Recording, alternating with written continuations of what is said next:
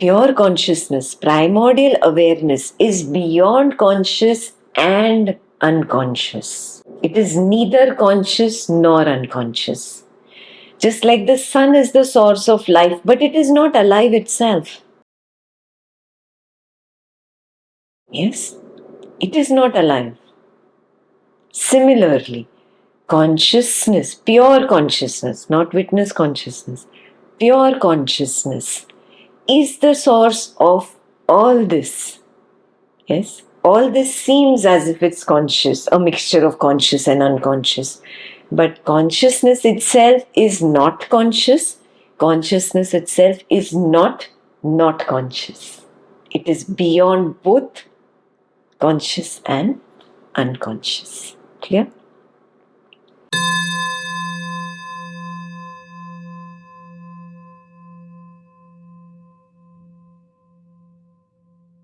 That is where the confusion happened a lot. If you read Buddha's time, they had these Shastrartha, they used to call in English, like a debate kind of between the Dvaitan knowledge and Buddha's knowledge. At that time, Advaita was not there. So Buddha used to explain this, that it is beyond all. That is why I'm calling it Shunyata. Shunyata is the closest word when you want to say it is beyond life and beyond death.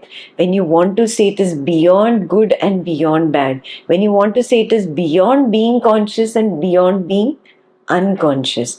So it's beyond all opposites, no? So the best word for it is Shunyata. But then Dvaitan said, oh, Shunyata means death. No, Shunyata is not death.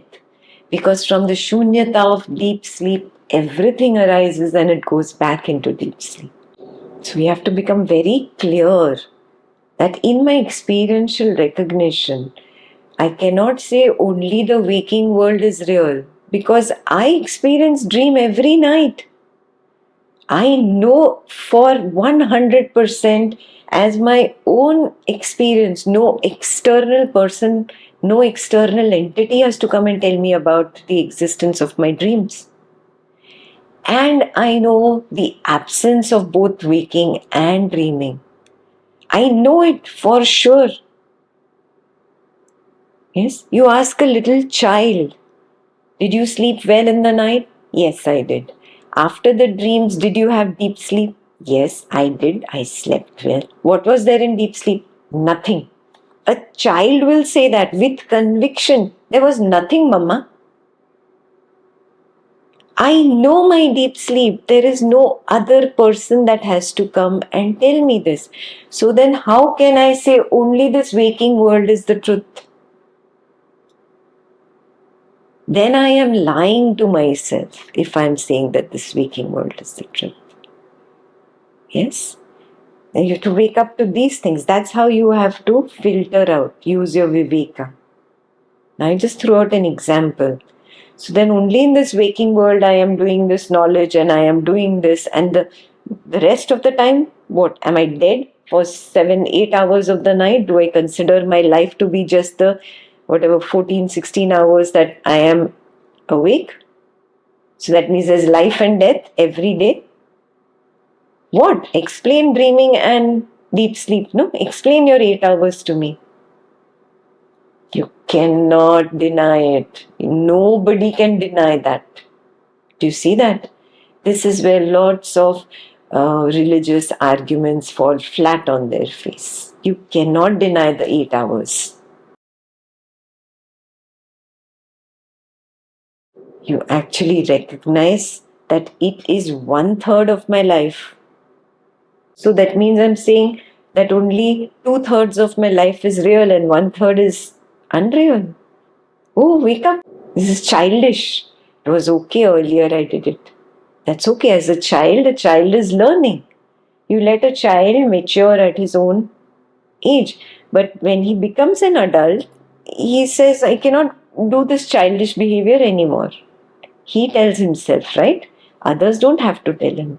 He reminds himself, yeah, I did this as a kid, but I don't have to play with that toy anymore. It's the same thing. You have to remind yourself. How can I ignore something that is such a big part? So then people start experimenting very seriously on Swapna Nidra Jnana. This is the Jagat Mithya journey.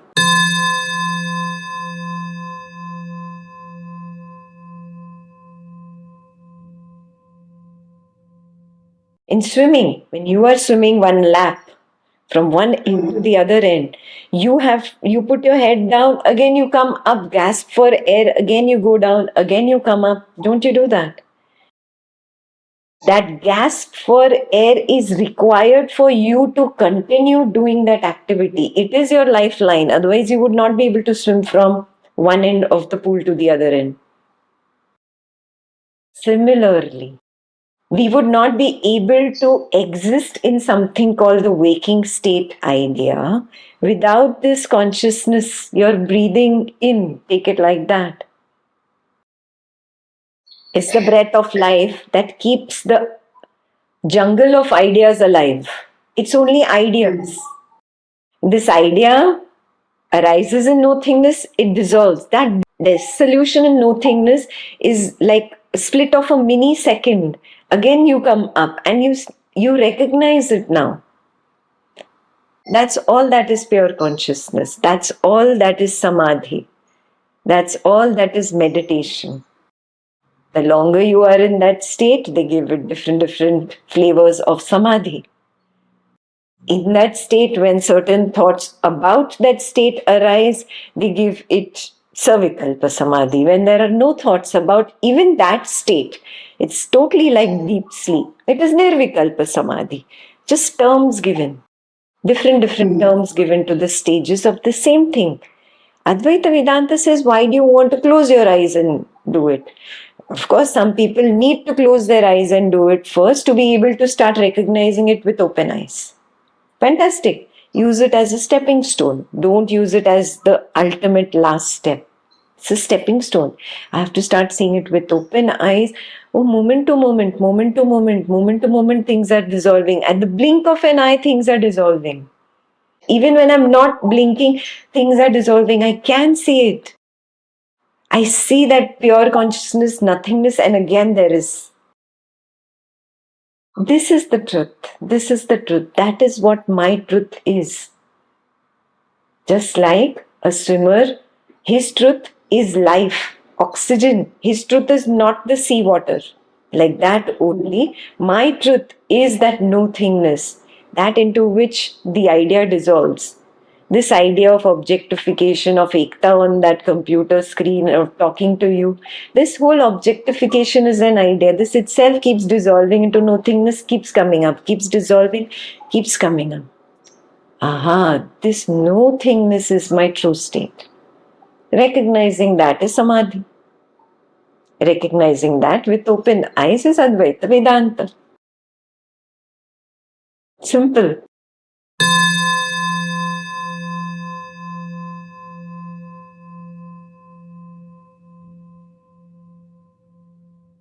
When you recognize the futility of this waking world idea, it's only an idea. You don't see the point of indulging so much in it. Has it started happening at least a little bit? This is pointless, that is pointless. What nonsense I used to do earlier. I used to spend hours doing this. Now I'm not even interested in spending a minute on it. Has happened, no? So imagine what must have happened to Maharshi. Not a householder, no family to take care of, no money to worry about, nothing. Simple man with a simple loincloth, ready to die this moment.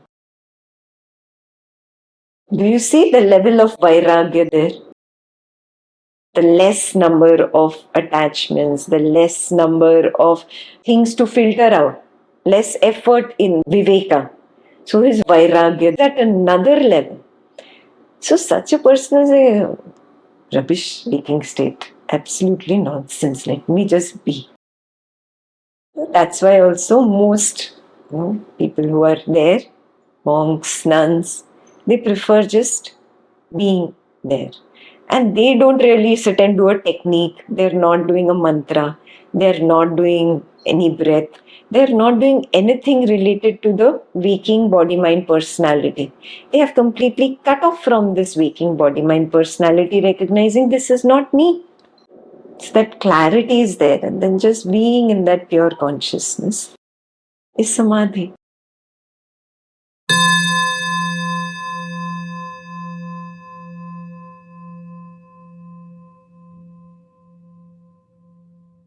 Yes, it goes on. You cannot stop it. It's like the waves will still arise in the ocean. The waves will still arise, but I don't care for the waves anymore.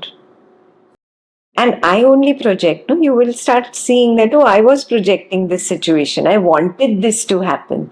That wanting this to happen has come from wanting to exist, wanting to be the parent, the son or the daughter, wanting to be a good employee, wanting to be led to wanting that situation to happen.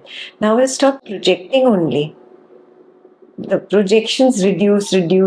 All the scenes start reducing automatically. There were a zillion scenes before. Now you must have noticed a reduction in scenery. Yeah, and it goes on reducing, because that jijiviksha finally is reducing. And when it finally reduces, that is nirvana. There is no more coming back to the waking state or the dream state. That is the meaning of no more coming back to rebirth or reincarnation. These rebirth, reincarnation, they use for the lifetime of this body, but actually the truth is no more coming back to the waking and dream state. Attaining Parama Samadhi. Absolute peace. Absolute peace. Because I am that.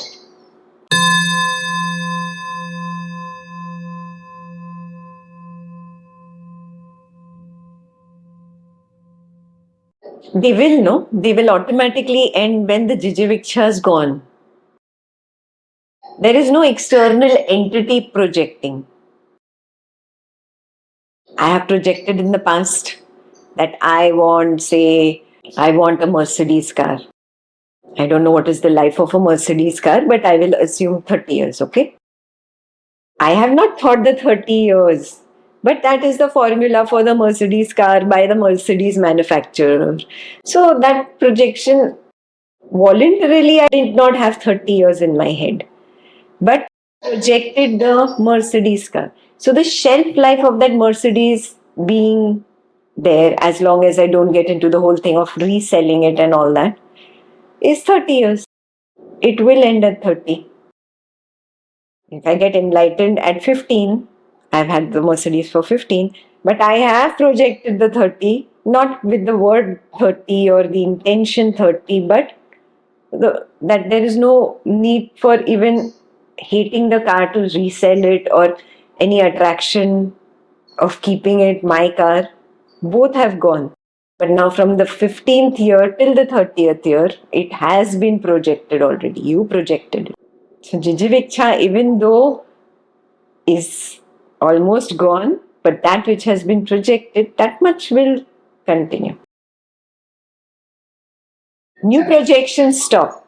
I don't want another car after it. I'm not craving after the Mercedes. I don't go around showing off the way I used to show off to everybody. Say, I have a Mercedes. Hey, you have a Toyota?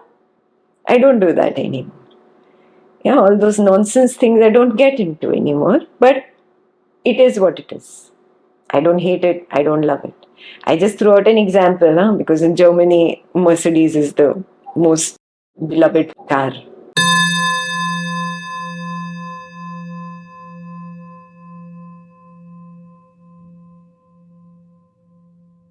Jijiviksha has to end first for the projections to start ending. I initiate it, then the projection has a duration, a shelf life of its own. When Jijiviksha ends, projection initiation stops. Is that clear?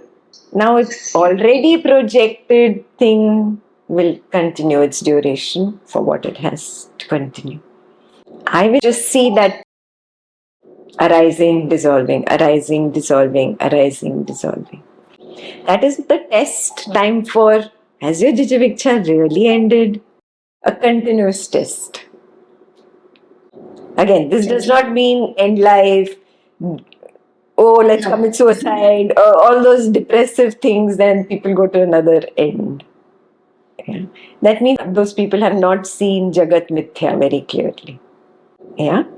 Jagat Mithya itself means that I am no more deluded by this magical appearance of the world. It is illusory, it is not real only.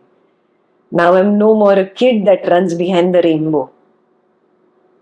Yeah? I don't hate it, but I'm not particularly craving and running behind it anymore. I'm not silly anymore. It's just that simple.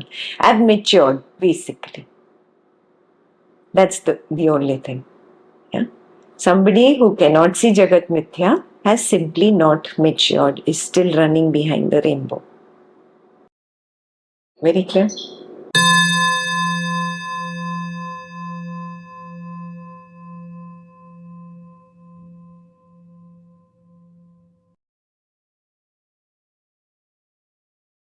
So, what is the last attack that is going to be? In continuation with your Jijiviksha question. Last attack of Maya, maybe? Yeah.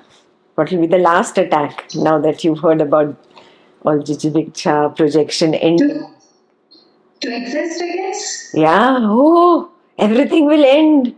The end. I'm going to die. My beloved is going to die. My kid is going to die. Oh, the world is going to end.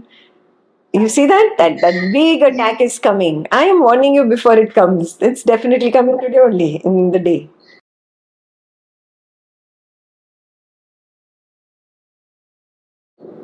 That shows lots of attachment still is there to the waking state. You still don't see it as Jagat Mithya.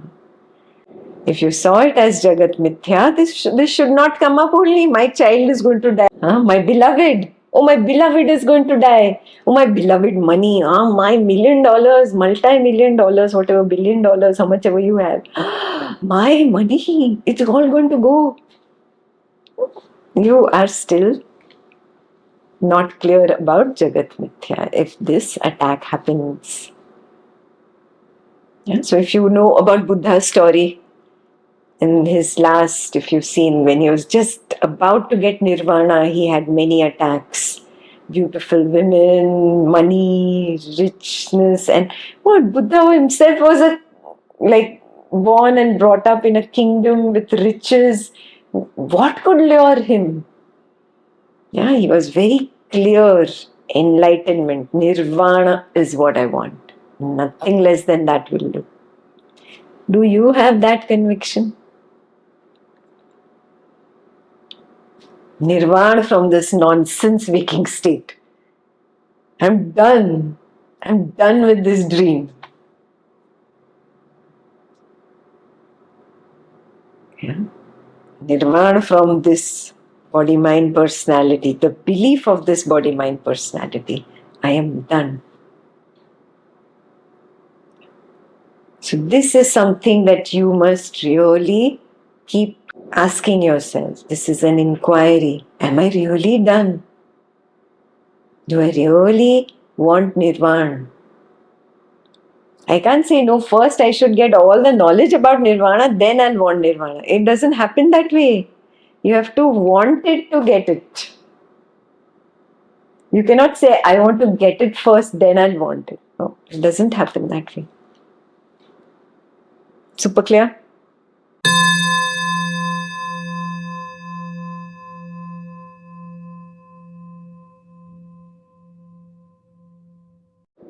The moment I see that experience to be real,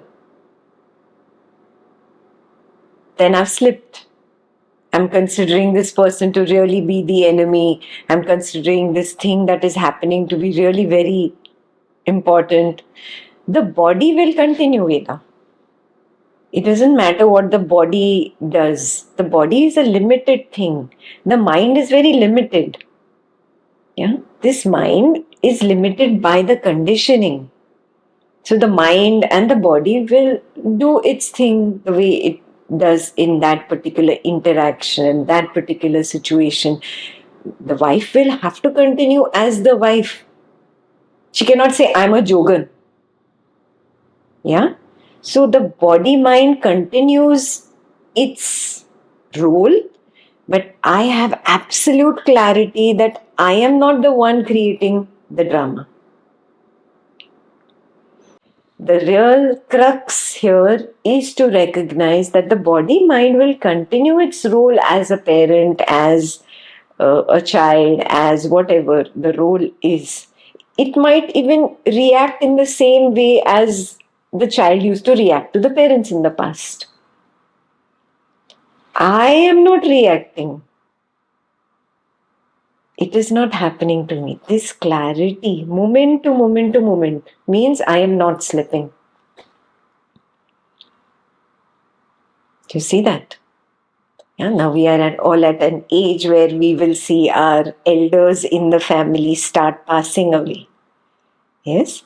So then you will see that the body mind cries when the person is there or just about to pass away or has passed away. Oh, the body mind is grieving because it is the role of the son or the daughter or whatever, the grandson or the granddaughter, whatever your role is. Oh, but I am untouched. That recognition in the middle of drama. This means I am not slipping. This is the main thing. In that strongest emotion, right? What are our strongest emotions? With our parents, with our kids, and with our spouses. Strongest. After that comes money or your name, fame, whatever you've earned in society.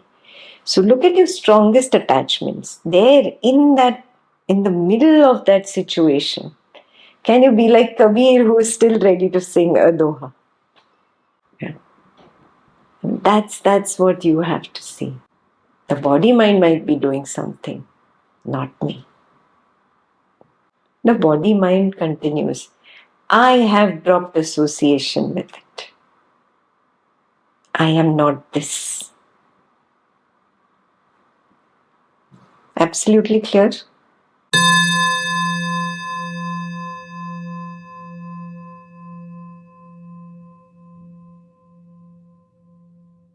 All Dvaitam beliefs, anybody who recognizes the truth, doesn't matter what is the age of the body mind. Anybody who recognizes the truth, people say, oh, this is an incarnation of the Lord. This Lord, my belief is in Krishna, so he is an incarnation of Krishna. Oh, my belief is whatever. Jesus, this is an incarnation of Krishna. Jesus. We will just come up with whatever stories we want to come up with. It's simply that the person has recognized the truth. That I'm not this body mind. That's it. Nothing else. There is no other truth. I'm not this body mind. But these are just ideas popping like bubbles on the surface of the serene lake. The truth is, every bubble bursts back into the lake. Every bubble bursts back into the lake. Oh, there is only knowledge. There is no I, no you. So there's nothing like an incarnation. Again, Dvaitam stories. Nice stories. It helps people come up. I don't say they are bad stories or Dvaitam path is bad. Then it would be like saying, why did you go to school when you had to come to college? You should have come directly to college. It is not possible. It is not possible to reach college without climbing up the steps of school. You see what I'm saying? Advaita Vedanta is like college. Dvaitam is like school. You have to climb up those steps. After climbing on those steps, then you let go, no? Like you let go of the school uniform, the school teachers, the school books. Do you hold on to that uniform? No, I'm not going to remove this uniform. I'm going to wear this for the rest of my life. I love my school teacher. I'm going to go to her house every day. She'll be like, please stop coming. You can't do that. Yes, you can't go and sit in your school. You're kicked out after 10th grade. Okay, you're done. Gates are closed for you. Move on in life. Exactly like that. We have to move on from the past beliefs. They were required to mature to this level to recognize their futility. When do I drop something? Only when I recognize, oh, I'm done with it. Right? So you have to be done with it. That's why I keep asking you the same question. Are you done with it? See, are you done yet? Have you reached that stage where you recognize Jagat Mithya? Are you done yet? Then you will understand how Jijiviksha starts reducing. It starts tapering off, and it becomes smaller and smaller and smaller and smaller. It becomes very limited only to knowledge and your spiritual growth. And then after a while, you don't even need the knowledge anymore because 24/7 you can see it. You are there. Then even knowledge has to shed off, because you have attachment to knowledge now. Do you see that? Advaita knowledge. I'm attached to it. I'm attached to Atmanirvriti. I'm attached to Ekta. I'm attached to my spiritual mentor. I'm attached to Ramana Maharshi. So that attachment, that spiritual attachment also drops off. All are simply ideas of knowledge. Jnana. Keval Jnana.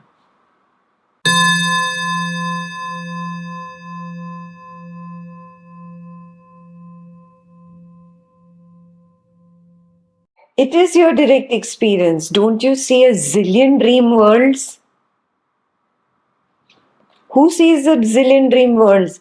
One dream you're in the Amazon jungle, one dream you're in California, one dream you're in Switzerland, never been to Switzerland in your waking state, but in your dream world you're there. One dream world you're speaking in Chinese, one dream world you're skydiving. So you have the ability of recognizing this. I see through a zillion peepholes the same waking state. The waking state might not be in the waking state but in the dream state. Both are the same, my dear Janaka. Both are same. Yeah? It's not just a waking world, it is a waking dream world. And this is a sleeping dream world. Both are same. That is why Swapna Nidra Jnana. Waking state, I see moment to moment arising and disappearing, arising, disappearing, arising, disappearing. These are the zillion peepholes. Memory creates a continuity. Memory is saying that this session has been going on for whatever, almost 2 hours. Memory is saying that. Is my experience that? I only know the now. And the now is ever new. So my memory is seeing something opposite of what my current experience is. Moment to moment is new. Moment to moment is a new peephole. Moment to moment is a new peephole. It's a poetic way of saying it. Moment to moment is a new I. I. That is why the 1,000 eyes of God. The 1,000 is also just, it's not exactly 1,000. Yeah? You can't sit and count 1,000. It's just poetic way to put it in shlokas. You have to see it had to rhyme with the previous word. So rhyming was very important in shlokas so that the shlokas would be remembered by the students of the sage. Yeah, in those days they used to write it on maybe leaves, and before that there was no concept of even writing. It was just by rote. Yeah, memorization. For memorization, it should, it should chime, it should have a rhythm. So certain words were used. So Sahasra, that's why 1,000 eyes are used. They're not 1,000, they are a zillion, uncountable. And what it means, it's not eyes really. These people go and draw third eye of Shiva. Okay, this is the eye now. No. That symbolism. These are not eyes. Moment to moment, everything is dissolving. Moment to moment, everything is dissolving. Moment to moment, there's a new birth. Sadhyo jata. Moment to moment, there is a new situation. Memory connects that, okay, this whole Advaita session was one topic. It was not one topic. Do you see it? It is not really one whole, it is lots of parts happening so fast after one another that they appear to be a single movie.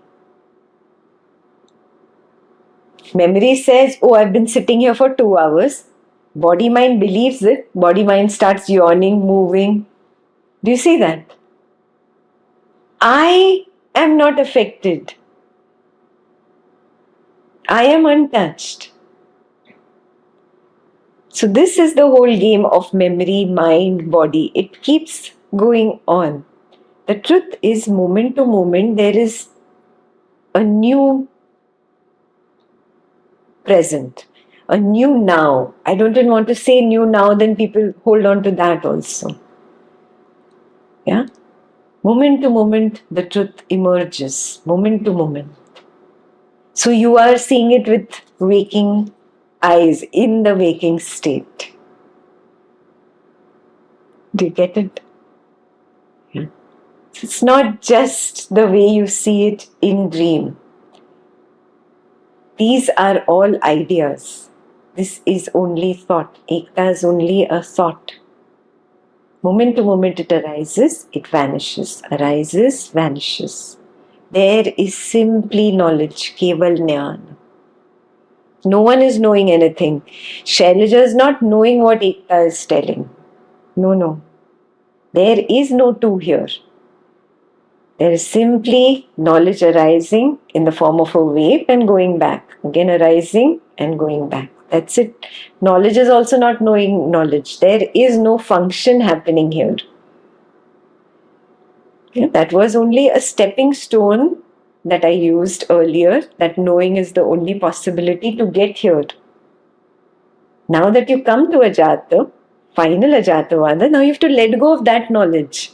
Are you seeing that you have let go of Srishti Drishtivada, you've let go of Drishti Srishtivada, you've let go of those self-explorations also to get here. Now you can't go back to them and hold on to them. I'm done with that. School is over. Dukan ban.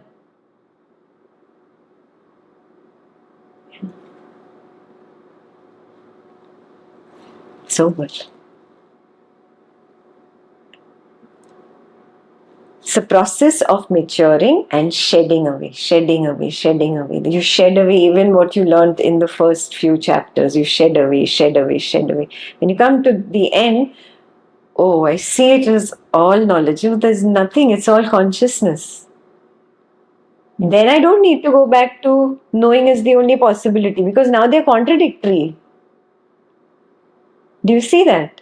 It's absolute opposite. That is the truth. Yeah. So this is the way we have to shed jnana, and come to the truth. That is why I want you to see the picture in its entirety and know, okay, this part I have shed, this part I have shed, this part I have shed. Oh no, I'm still stuck here. So you will know while doing the exam paper, this is where I am still stuck. Do you get it? So you have to do that paper with this approach. Very clear?